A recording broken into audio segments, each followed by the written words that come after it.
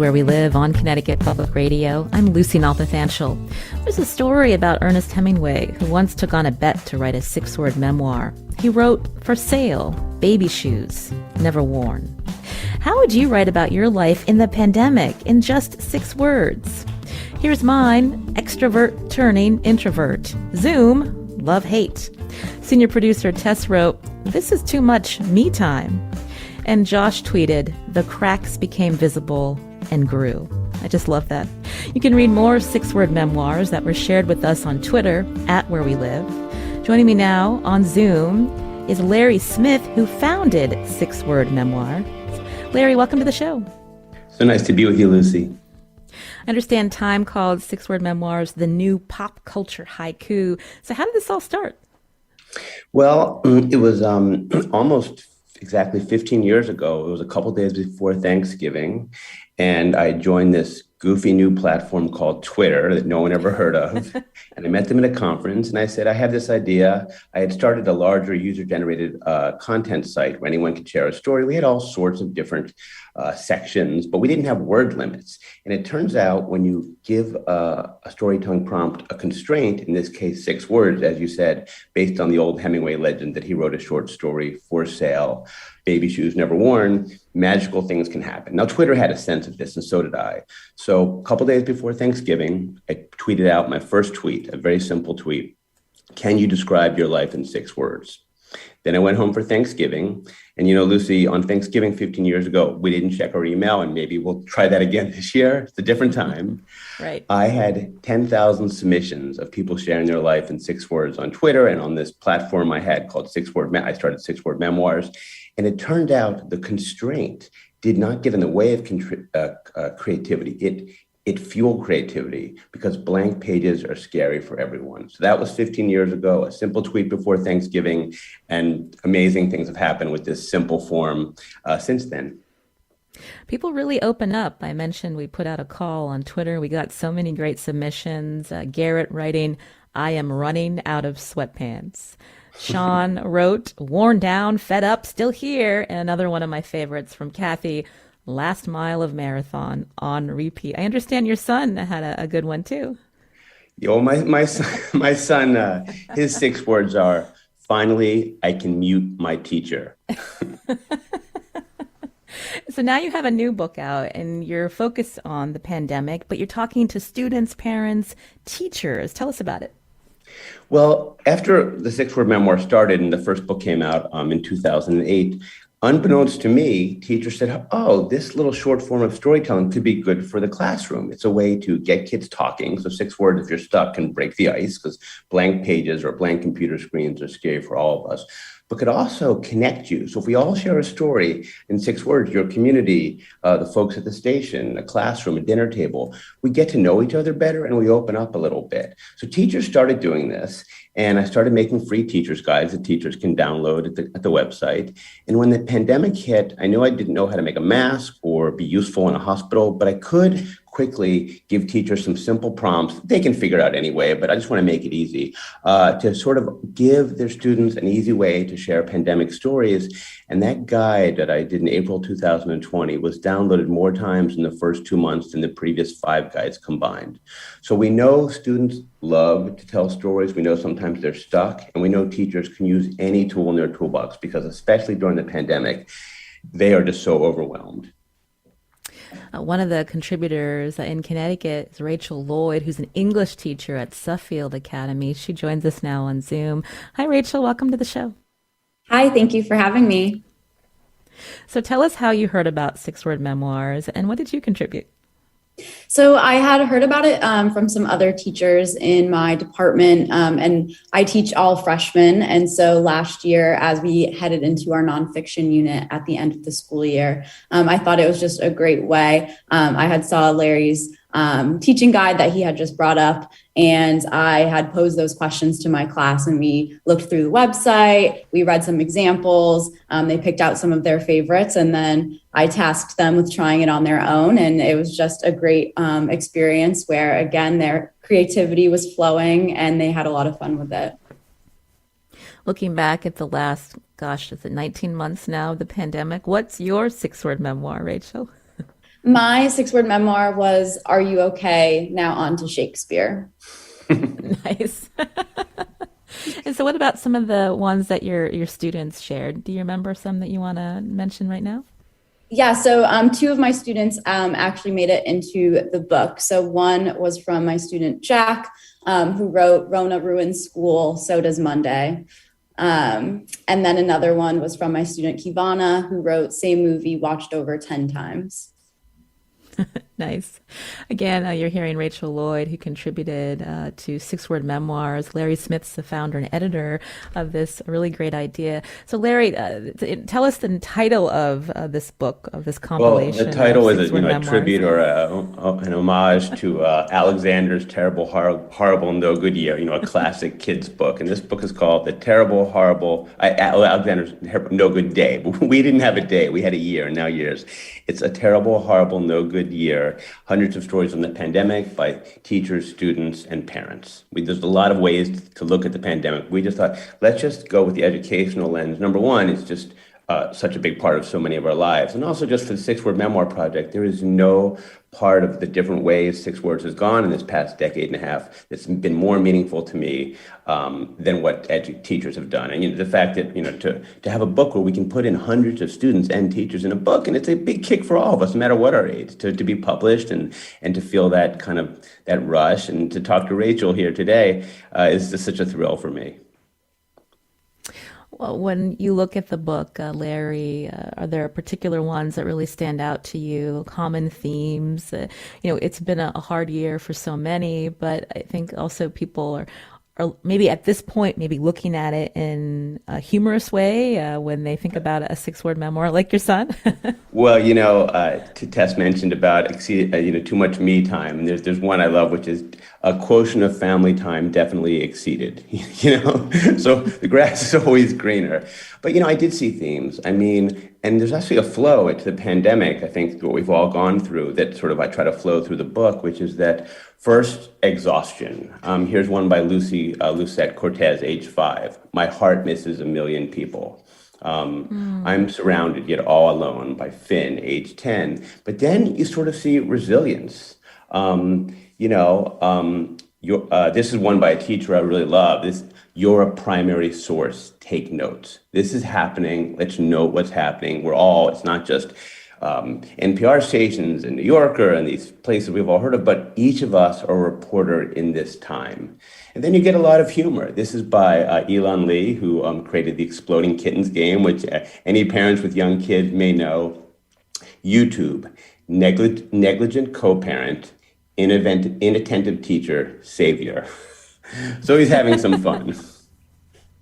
Exploding Kittens is one of our favorite games, Larry, at our house. Oh, yeah, you have kids at a young age, exactly. Right. And so, Rachel, I wanted to go back to you. So it says that you said that your students really embraced this. How are you continuing to use 6-word memoirs in your classroom? Yeah, that's a great question. So I think it was really great because I had incorporated it at the end of the school year last year, and it really just gave my class a sense of camaraderie, working together. They were laughing the whole time that they were creating them, running them by each other, and really making it a classroom activity where they were sharing and again getting kind of vulnerable and seeing connections between one another. And so I definitely plan to utilize it again this year. And something that I find just so great about the 6-word memoir is how versatile it can be and how specific or how broad it can be. And it can really just be a kind of way I've used it this year is just like a check-in with students of like 6 words of how your week's going, or 6 words about like the beginning of the school year. And so it's been really fun to kind of keep incorporating that as I go. I wanted to share a few more from our listeners. Rima wrote, I wear different pajamas for everything. And also Julie, longing for a change of scenery.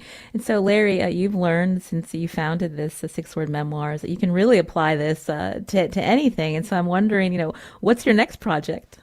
I've done 6-word projects with environmental groups on water. We've worked with veterans, speed dating sites. It is because it's all about storytelling. And if we can find a way to unlock storytelling in all of us, or to bring big ideas down to the essence, you've got a magical little tool. I thought it was a form of self-expression. Now I realize it's a tool to get to the heart of anything. And, what's next is really continuing on this path with education and, really inspired by how teachers have used six-word memoirs for many years, but especially these last year and a half. I'm working with this publishing company to create a program where any teacher from basically K through 12 can make their own classroom book. So it's a longer story, but you get a free teacher's kit, we give you guides, and there's a process for any classroom to memorialize fourth grade, to talk about what it was like to be freshman year or just sophomores in high school and miss your junior prom during the pandemic, really on any topic. And for me, it's like the TEDxing of six words. We're putting this tool out there. We're hopefully making it easy. And we're just spreading our form of storytelling, which is, I'm just so grateful that it's been so effective and useful. So any teachers, please get in touch because I'm really excited that the next few years of my life are all about you. And Larry, what's the best way for educators and others who want to learn more? Where can they go?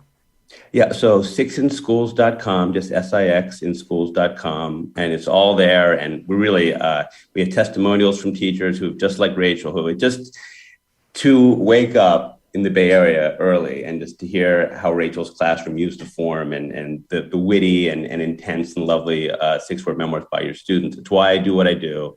And I'm just so grateful that it has a utility in education, which is, as a father of a 10-year-old, I've got some, I really want that to work. Again, you've been hearing Larry Smith here on Where We Live, founder and editor of Six-Word Memoirs. Larry, thanks for your time. It was such a pleasure. And also Rachel Lloyd was here. She's one of the teachers that contributed to Larry's latest compilation. She's an English teacher at Suffield Academy. Rachel, thank you. Thank you. This is Where We Live on Connecticut Public Radio. Coming up, we're going to get the latest on COVID-19 in our state, including the news so many parents have been waiting for. The FDA has approved the vaccine for 5 to 11-year-olds, and Connecticut health officials say the rollout is likely to begin later this week. Also, do you have a question about who should get a COVID vaccine booster shot? Here's the number, 888-720-9677. That's 888-720-WNPR. Share a question on Facebook or find us on Twitter at Where We Live.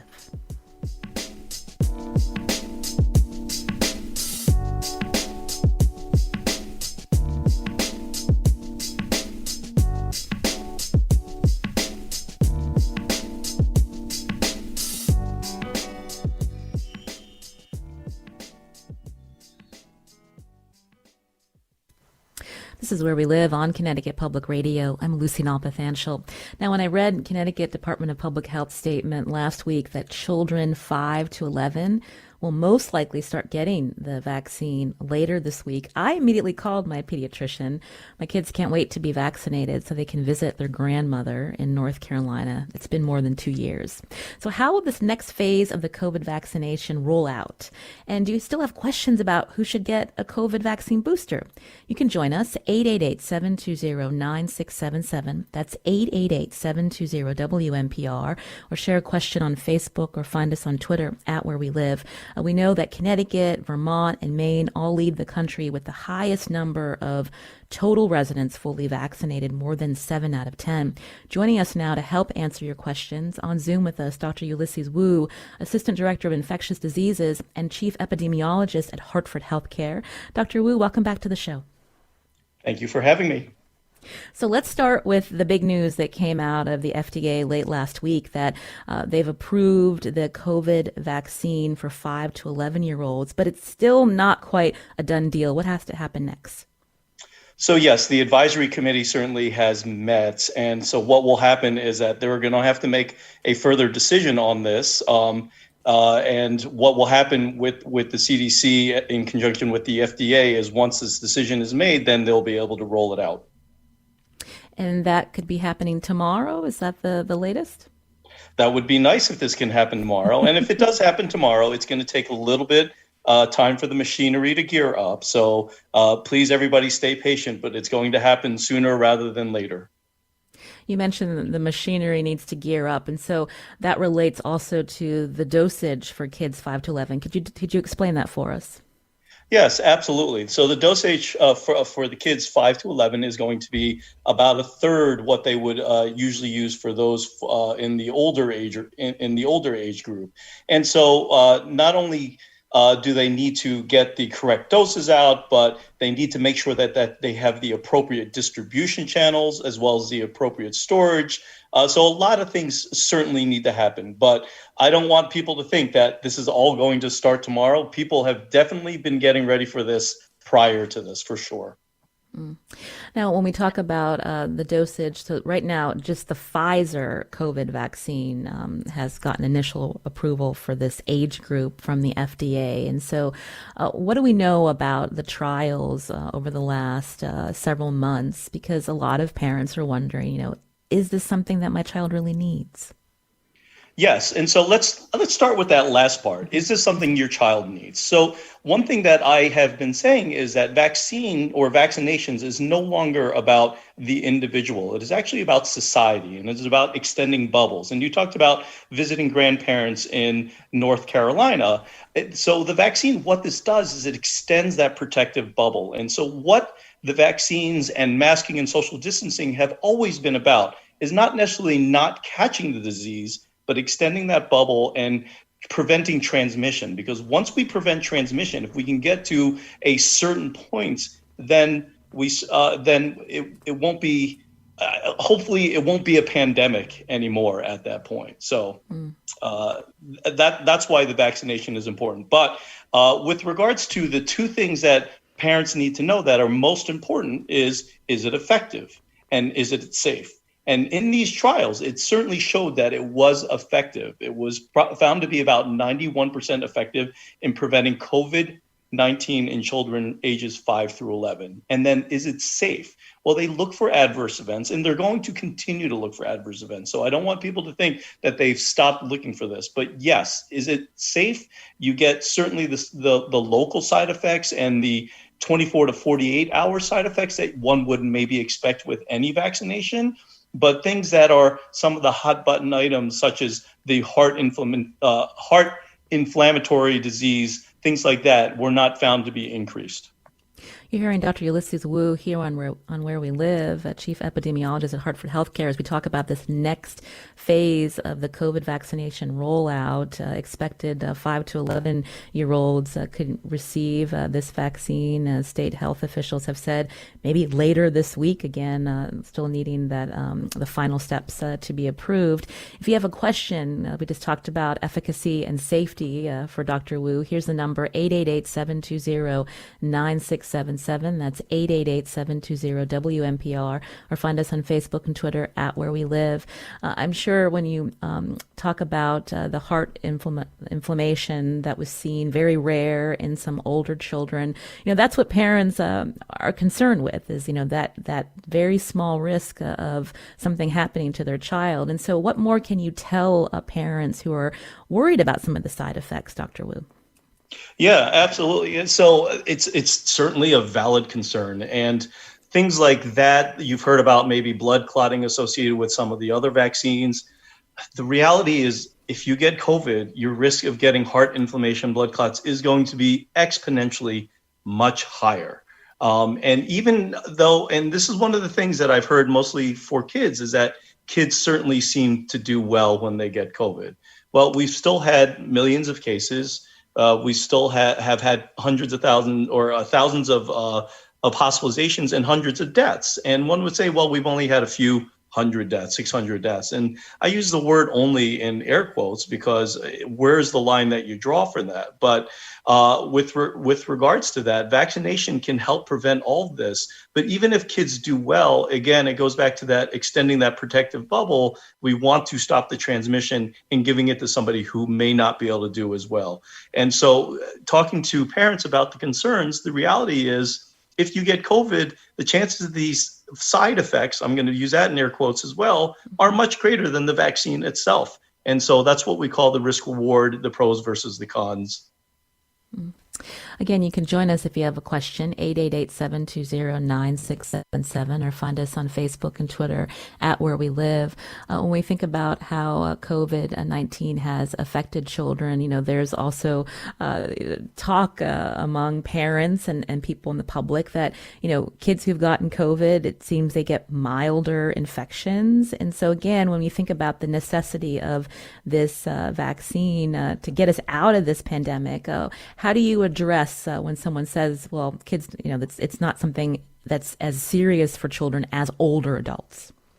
Correct. Yeah, it's maybe not as serious, but again, we've had hospitalizations, we have had deaths, and even those who did not die and survive, they still have some long-term lasting effects. Not all of them, of course, but not only is it all about the individual or the child themselves, but it is about the family unit, it is about the community. And what we've seen, unfortunately, is that, yes, you hear the prototypical story of, well, the kid or the grandchild unfortunately gave it to the grandparent, and the grandparent is not doing well.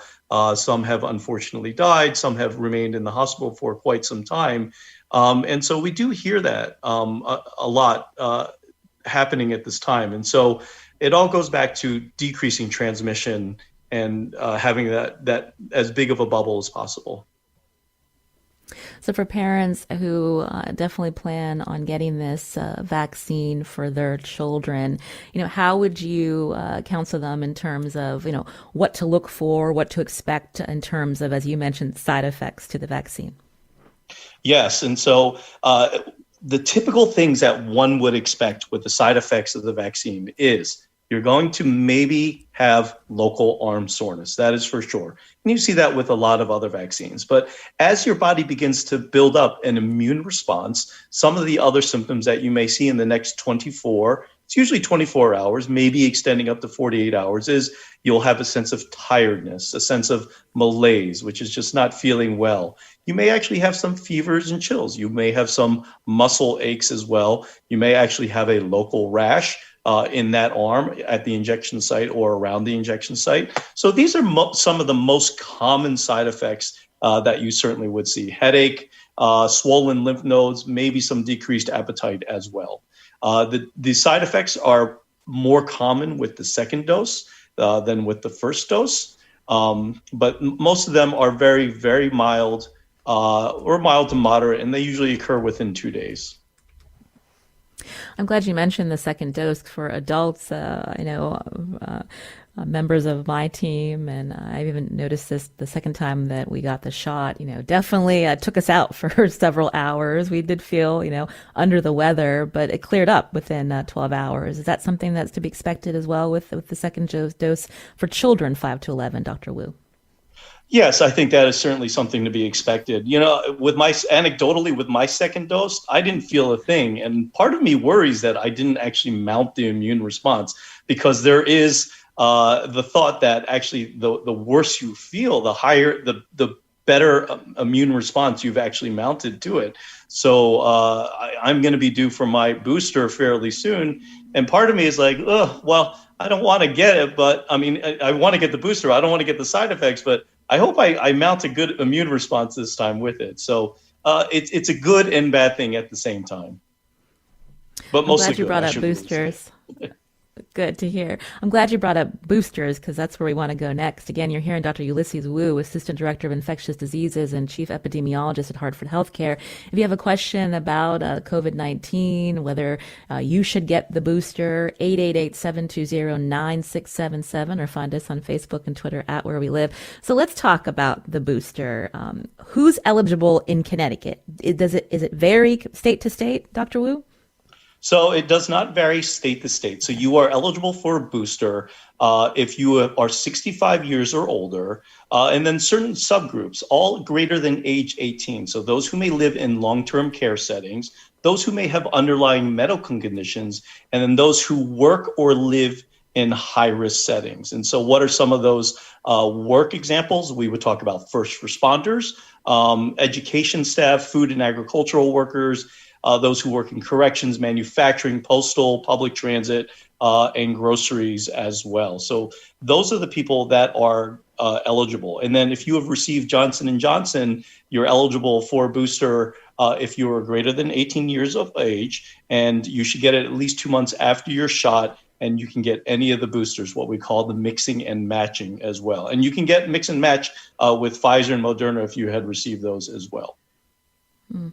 Again, you can join us if you have a question about whether to get a booster shot, 888-720-9677. Dr. Wu, you mentioned underlying medical conditions. That could be a whole host of things. So maybe help our listeners decide, should they be calling their doctor, or how do they know that they may have a condition that warrants getting a booster shot?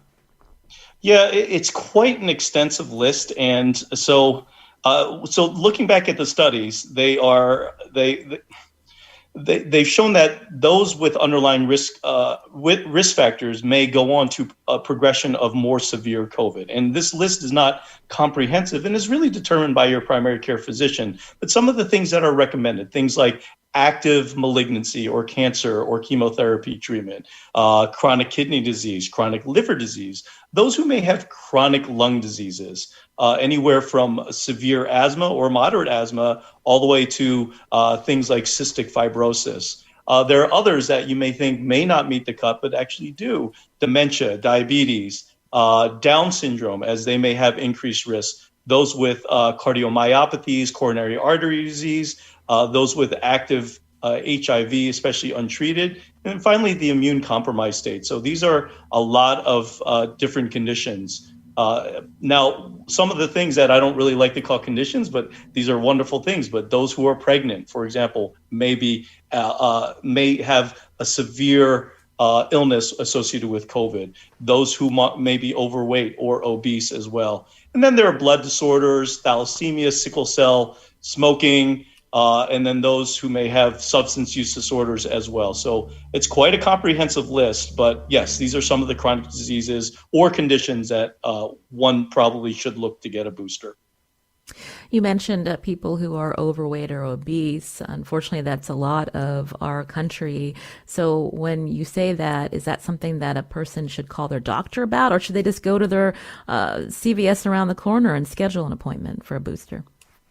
They can do one or the other. So overweight, it's body mass index, which has its own pros and cons, but we define it as greater than 25, and then obesity greater than 30.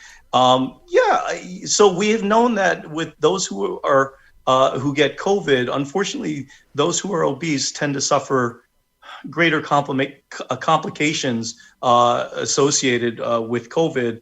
And the exact mechanism is unknown, though there are hypotheses. And so, yes, they should definitely really think about getting the booster. Mm. And could they just go schedule it themselves, or do they have to go through their doctor, Dr. Wu? I think they can just schedule it itself. Actually, don't quote me that. I'm pretty sure they can definitely just go schedule it themselves. Yes. Again, you're hearing Dr. Ulysses Wu here on Where We Live. He's here to help answer your questions about the latest vaccine rollout for 5 to 11-year-olds. Also, questions about the booster. We just went over a lot of good information. But if you have a question, here's the number, 888-720-9677.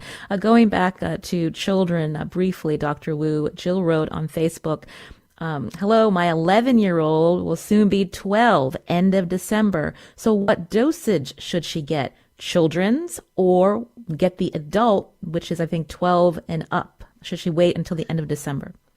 What a fabulous question. And so as we know, it's not like when they switch from 11 to 12, there is they reach like a magical age where all of a sudden they transform into maybe the Hulk and they all of a sudden need something different. So yes, they are currently growing. And so I would talk about it with your pediatrician. But right now, unfortunately, at age 11 up through age 12, it is the reduced dose.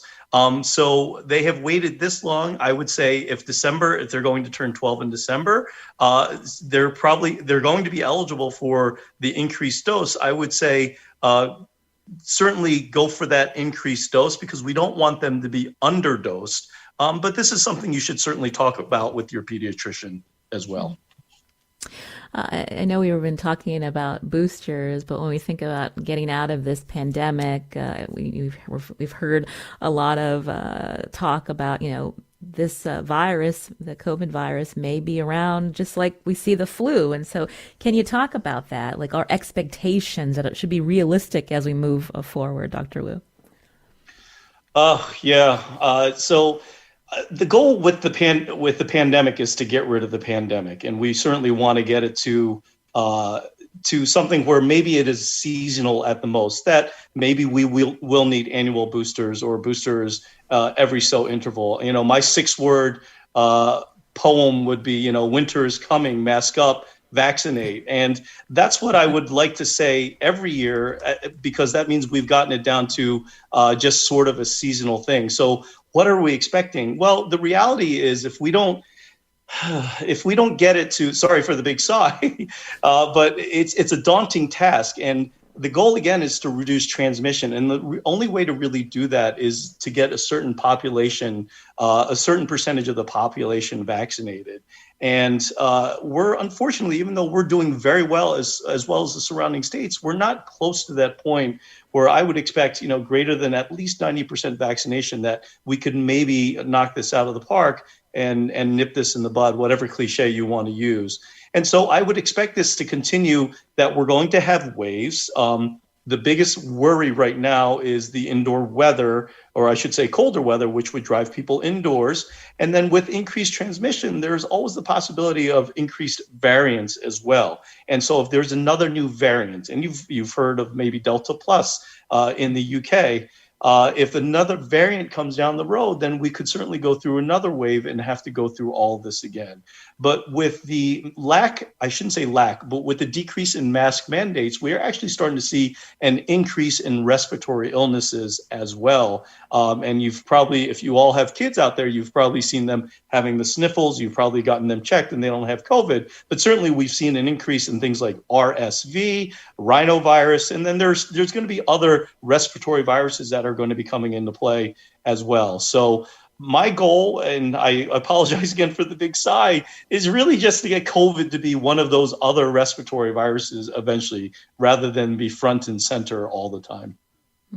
Again, you can join us with the question 888-720-9677 as we talk about the latest COVID-19 vaccination rollout for 5 to 11-year-olds, and also the booster. There's also a lot of talk, as you know, Dr. Wu, people under the impression that, hey, I had COVID, so why do I need this vaccine? How do you address that? Oh, I'm really glad that you actually asked that. And so there's always a question: what is better, natural immunity or the vaccine immunity? And there was a time where maybe we had thought that natural immunity was better, but there's actually some recent literature that says the vaccine immunity is actually better than natural immunity. But why, if you have gotten COVID, let's say that they are the same. If you've gotten COVID, should you get the vaccine? Well, we've certainly seen reinfections, and we also know that immunity does wane. If it is similar to other coronaviruses, if everybody didn't know, we actually had 4 circulating coronaviruses every year prior to the novel COVID-19 virus. And those were the ones that were causing your colds, probably responsible to 10 to 15% of colds. And you could get those over again. So that means immunity is not long lasting. But the reason, if you have had COVID, and I'm very happy if you've had COVID that you've survived and you're doing well, you should get the vaccine, because it really primes your immune response and almost makes you super immune as well. And so that is one reason to certainly get it. And the other is to also decrease transmission. So if you do get COVID, and I guess I've said this a lot of times already, those who get vaccinated, you may be able to decrease transmission to those around you who may not have been able to be vaccinated or did not mount an immune response with their vaccination. So yes, if you've had COVID, please get a vaccine. Elizabeth calling in from Avon. Elizabeth, what's your question? Hi, I am 67. I had a severe reaction to Moderna. I am very happy I am vaccinated, but after the second dose, unbelievable pain of every joint in my body for 16 hours, just worse than childbirth. I am afraid. I probably need a booster, but I am afraid to take it. I'm so sorry that you had a reaction to it. And I'm so happy that you did get it. Not the reaction, but the vaccines. And I'm really happy that you're protected. Unfortunately, there's really not a great answer to this, except I can say that you're going to get, when you get your booster, you're going to get a reduced dose to it.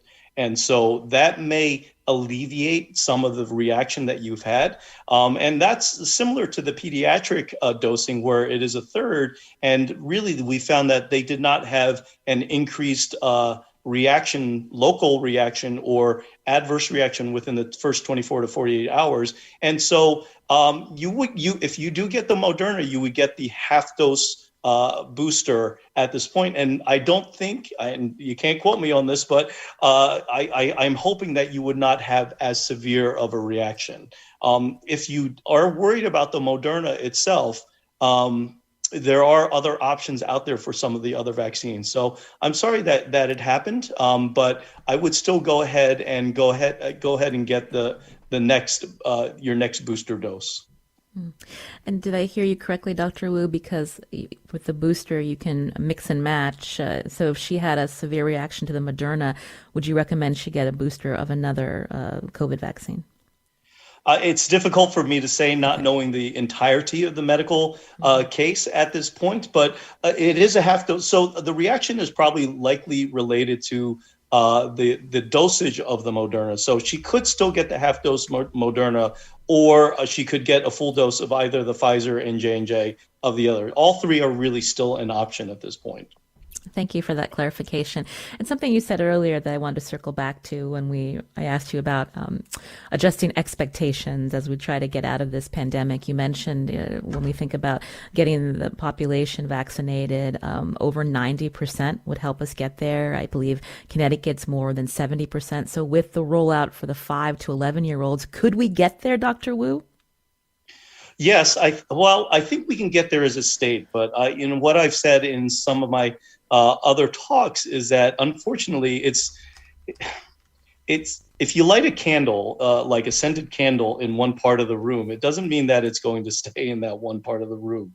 And so we do live in a society where there is air travel, and basically the global size is basically shrunk due to our ability to travel from state to state, from country to country. And so we can't form a protective bubble around Connecticut because people are going to obviously be leaving in and coming and going, leaving in and out of Connecticut. And so even if Connecticut was to get above 90%, we would still need buy-in from the rest of the country as well as the rest of the world. And so I don't want to be a glass is half empty, but until we get to that point, it's going to be a daunting task, unfortunately. Well, we have to end it there. It would have been nice to end on a hopeful note, but we do thank you for all of the clarifications that you've given us and our listeners. Dr. Ulysses Wu, Assistant Director of Infectious Diseases and Chief Epidemiologist at Hartford Healthcare. Thanks so much for your time. Thank you for having me. This is Where We Live. I'm Lucy Nalpathanchel. Coming up, we're switching gears to help you decipher the latest changes to the Public Service Loan Forgiveness Program. Stay with us.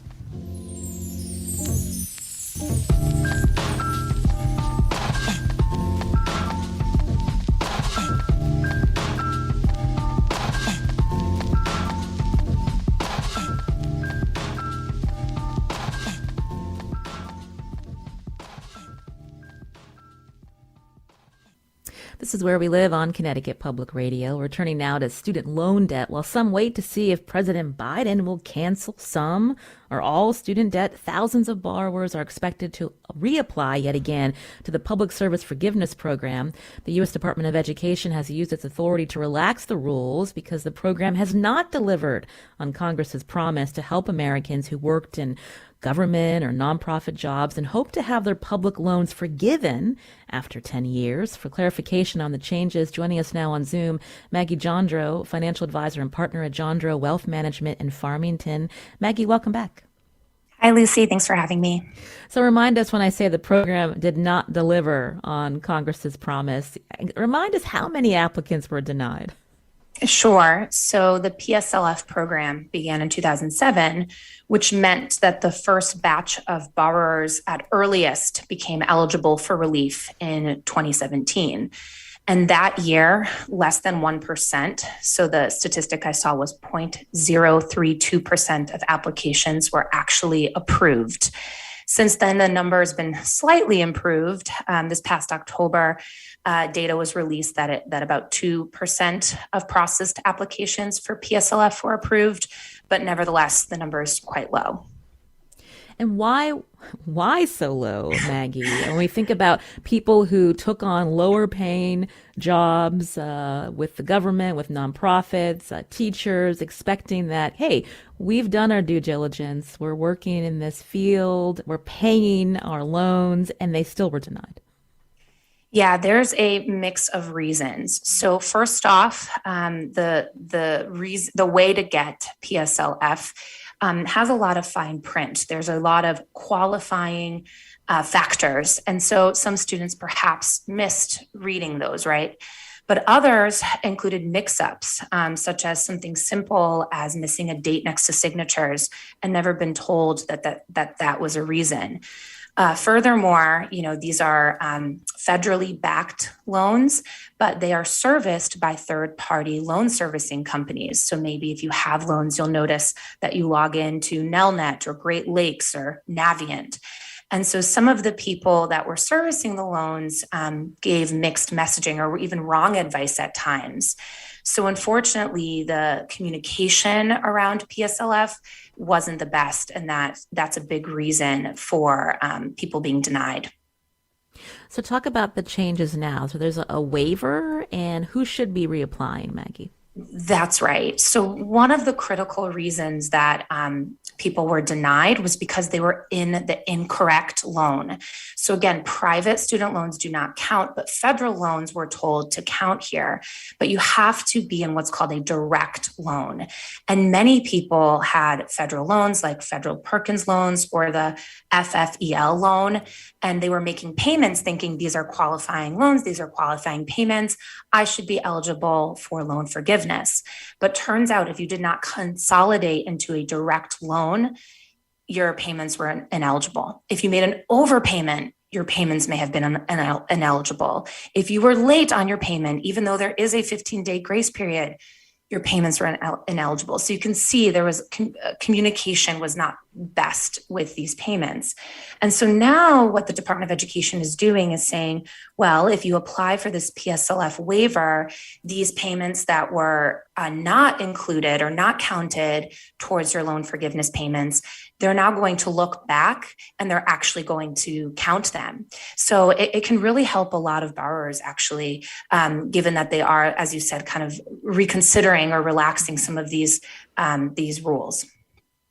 How many borrowers are expected to be helped? Because when you think about, what is it, like $1.5 trillion of student loan debt in this country, you mentioned people still need to have particular loans. And so for those who consolidated with a private company, are they locked out? Unfortunately, those that consolidated with a private company are locked out, and it doesn't seem there's going to be anything that this particular waiver is going to do for them. But in terms of your question of how many people will actually be helped, the Department of Education released recent estimates that this limited waiver program alone will help over 550,000 borrowers, with the average borrower receiving 23 additional payments when they look back and recount their payments. And actually, this includes about 22,000 borrowers who will be immediately eligible to have their federal student loans discharged without any further action on their part. And they estimate that this will be about $1.7 billion in forgiveness. So while there's still probably a lot more reform needed with student loans and student loan forgiveness, this is a pretty nice start.